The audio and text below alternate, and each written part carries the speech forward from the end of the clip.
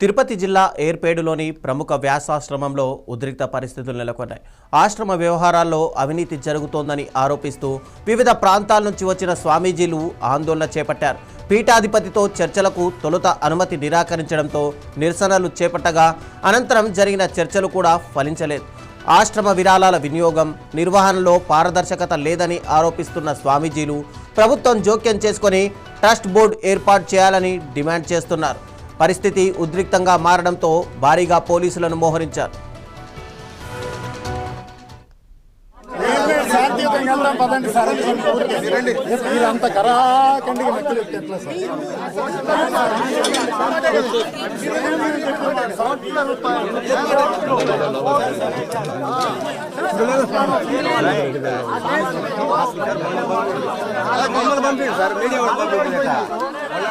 Side వచ్చేసి media వాళ్ళు పంపించేసండి.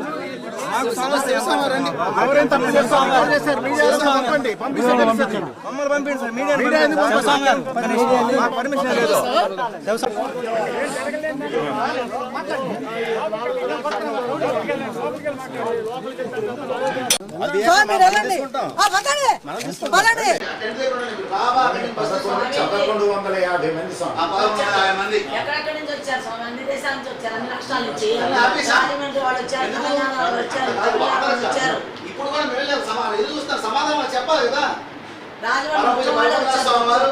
సమయం అడిగారు, వారి ఆశీర్వాదం తీసుకుని వచ్చాము, సమయంలో పరిష్కారం చేస్తాం. తెలుగు రాష్ట్రాల్లో ప్రముఖ ఆధ్యాత్మిక కేంద్రంగా పేరొందిన ఏర్పేడు వ్యాసాశ్రమం మరోసారి వార్తల్లో నిలిచింది.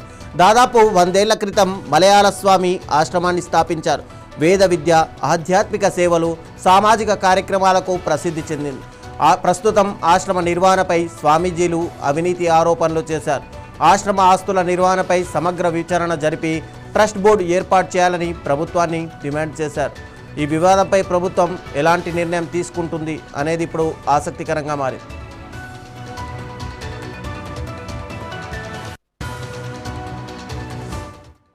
రేపు ఎంతమంది వస్తారో, ఏం జరగాలో, ఎట్లా జరగాలో మేమందరం కూర్చొని ఒక నిర్ణయాత్మకమైనటువంటి పరిస్థితులను తీసుకుంటాం. ఈ ఆశ్రమం ఈరోజు గేట్లు మూసేసి ఒకరు ఇక్కడికి రాకుండా, ఇక్కడ ఉండే పరిస్థితి లేకుండా, ఎవరిని రానివ్వకుంటుండేటువంటి పరిస్థితి చేయటం వలన మొత్తం ఈ 15 సంవత్సరాలు, సుమారు 15 సంవత్సరాల నుంచి ఈ పరిస్థితి జరగటం వలన రూములన్నీ బూజులు పట్టేసి, చెదలు తినేసి, పిచ్చి మొక్కలు మలిసిపోయి ఎన్నో వర్షాకాలాలు గతించి అవి ఏమైనాయో కూడా తెలీదు. మీరు కావాలంటే ఈరోజు మీ పత్రికా సహోదరులు అందరూ వచ్చారు, కావాలంటే అవన్నీ కూడా మీరు వీడియో తీసుకోవచ్చు. రోడ్ పాయింట్లో చక్కగా డెకరేషన్ చేసేస్తే సరిపోదు. ఎందుకు ఇన్ని 100 రూములు పాడుపడిపోవాల్సి వచ్చింది అంటే ఇక్కడ ఒక్కరు లేరు, బ్రహ్మచారులు లేరు, సాధువులు లేరు, బ్రహ్మచారులు లేరు, వానప్రస్థులు లేరు, సన్యాసులు అంతకంటే లేరు, రోజు వచ్చిపోయేటువంటి భక్తులు కూడా లేరు. అందువల్ల ఈ ఆశ్రమం నిర్మానుష్యంగా తయారైపోయింది. అదేవిధంగా ఇక్కడ ఎన్నో ఆస్తులు అమ్మబడినాయి. ఎందుకు అమ్ముతున్నారో అర్థం కావటం లేదు.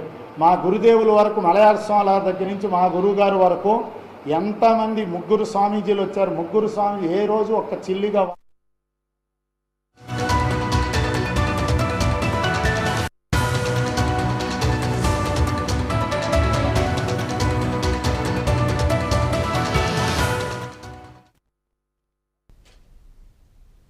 తమిళనాడులోని ప్రముఖ